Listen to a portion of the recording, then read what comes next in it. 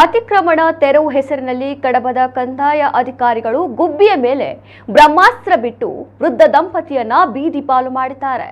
ಕಡಬದ ಕೌಕ್ರಾಡಿ ಗ್ರಾಮದಲ್ಲಿ ಸರ್ಕಾರಿ ಭೂಮಿಯನ್ನ ಅತಿಕ್ರಮಣ ಮಾಡಿರುವ ಹಿನ್ನೆಲೆಯಲ್ಲಿ ನ್ಯಾಯಾಲಯದ ಆದೇಶದಂತೆ ಈ ಕಾರ್ಯ ನಡೆದಿದೆ.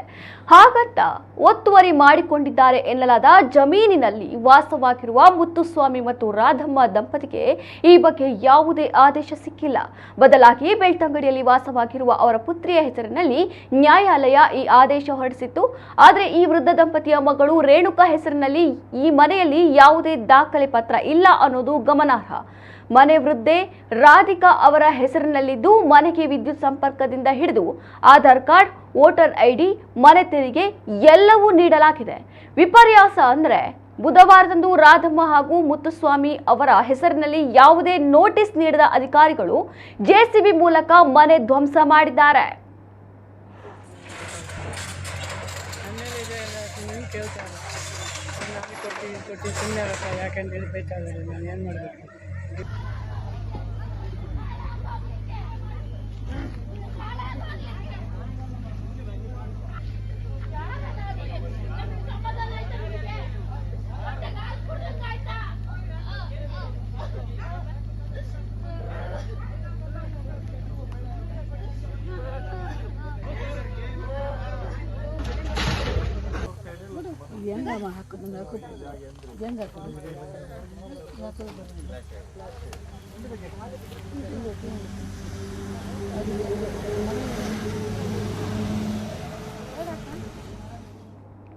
ಈ ವೃದ್ಧ ದಂಪತಿ ಸರ್ಕಾರಿ ಜಮೀನು ಕಬಳಿಕೆ ಮಾಡಿದ್ದಾರೆ ಎಂಬ ಆರೋಪ ಬಹಳ ಹಿಂದೆಯೇ ಮಾಡಲಾಗಿದ್ದು, ಬೆಳ್ತಂಗಡಿಯ ವ್ಯಕ್ತಿಯೊಬ್ಬರು ದಂಪತಿಯ ಪುತ್ರಿಯ ವಿರುದ್ಧ ನ್ಯಾಯಾಲಯದಲ್ಲಿ ದಾವೆ ಹೂಡಿದ್ದರು.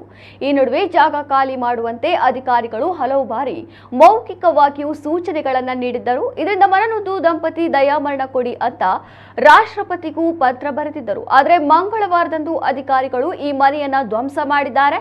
ಇದರಿಂದ ಹಲವು ಸಾಮಾಜಿಕ ಹೋರಾಟಗಾರರು ಆಕ್ರೋಶ ವ್ಯಕ್ತಪಡಿಸಿದ್ದು, ಅಧಿಕಾರಿಗಳು ಯಾವುದೇ ನೋಟಿಸು ನೀಡದೆ ಮನೆ ನೆಲಸಮಗೊಳಿಸಿದ ವಿರುದ್ಧ ಸಿಡಿದೆದ್ದಿದ್ದಾರೆ. ಅಧಿಕಾರಿಗಳು ಕಾನೂನು ಮೀರಿ ಈ ಕ್ರಮ ಕೈಗೊಂಡಿರುವುದಾಗಿ ಹೋರಾಟಗಾರರು ಆರೋಪಿಸಿದ್ದಾರೆ. ಇವರಿಗೆ ಮನೆ ಹಾಕಿ ಕೊಡಬೇಕು. ಯಾವ ತಹಸೀಲ್ದಾರ್ ತೆಗೆದಿದ್ದು? ತಹಸೀಲ್ದಾರ್ಗೆ ಧಿಕ್ಕಾರ. ತಹಸೀಲ್ದಾರರಿಗೆ ಅಕ್ರಮವಾಗಿರುವ ಮನೆಯನ್ನು ಉಳಿಬಾಡಿದ ತಹಸೀಲ್ದಾರರಿಗೆ ಹೋರಾಟ ಹೋರಾಟ ಹೋರಾಟ ಹೋರಾಟ ನ್ಯಾಯಕ್ಕಾಗಿ ಹೋರಾಟ. ₹100 ಭಿಕ್ಷೆ ಬೇಡಿ ಮನೆ ಕಟ್ಟಿ ಕೊಡಿಸಲು ನಾವು ಮಾಡ್ತೀವಿ ಅಂತ ಈ ಮೂಲಕ ಹೇಳ್ತಾ ಇದೀವಿ. ಜೈ ಹೋರಾಟ, ಧಿಕ್ಕಾರ.